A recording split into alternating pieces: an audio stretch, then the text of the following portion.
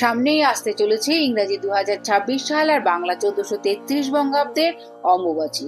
হিন্দু পৌরাণিক বিশ্বাস অনুসারে আষাঢ় মাসে সূর্য যখন মিথুন রাশিতে প্রবেশ করে তখন ধরিত্রী মাতা বা আদ্যাশক্তি মহামায়া ঋতুমতী হন।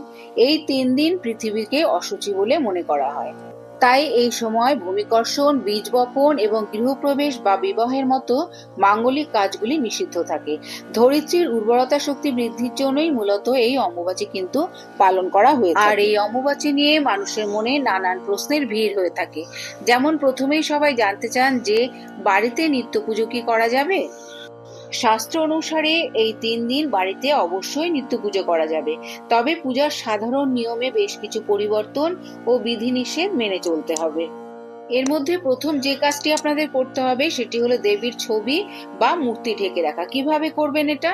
অম্বুবাচী প্রবৃত্তি অর্থাৎ শুরু হওয়ার পর বাড়ির সমস্ত দেবী প্রতিমা, পট বা ছবি আপনার ঘরে যা আছে সমস্ত কিছু একটি পরিষ্কার লাল কাপড় দিয়ে আলতো করে ঢেকে দিতে হবে।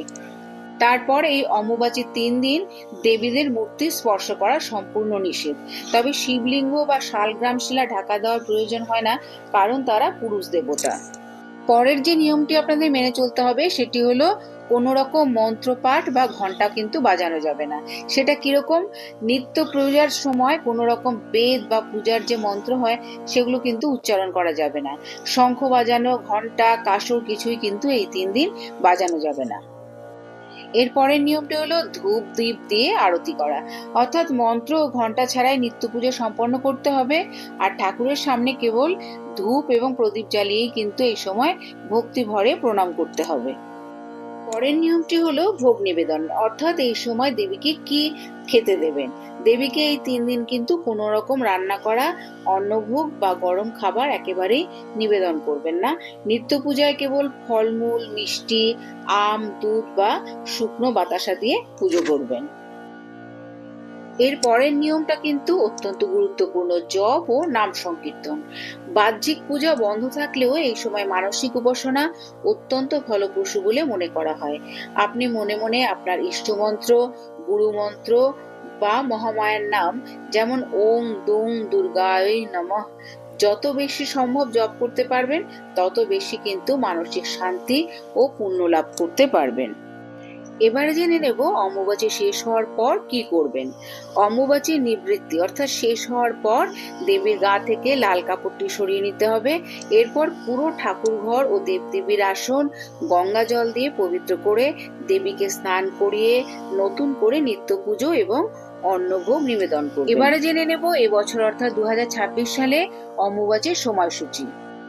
2026 সালে অম্বুবাচী শুরু হবে 22শে জুন সোমবার, বাংলা 7ই আষাঢ় 1433 বঙ্গাব্দ রাত্রি 9:30 থেকে, এবং অম্বুবাচীর নিবৃত্তি অর্থাৎ শেষ হবে 26শে জুন শুক্রবার, বাংলা 11ই আষাঢ় 1433 বঙ্গাব্দ সকাল 9:33। অম্বুবাচীর এই 3 দিন কামাখ্যা মন্দিরের গর্ভগৃহের দরজা পুরোপুরি বন্ধ থাকে। এই সময় দেবী বিশ্রাম নেন। এরপর চতুর্থ দিনে দেবী কামাখ্যার গর্ভগৃহ থেকে দেওয়া লাল বস্ত্রের টুকরো বা অঙ্গবস্ত্র অত্যন্ত পবিত্র বলে ভক্তরা সংগ্রহ করে থাকেন।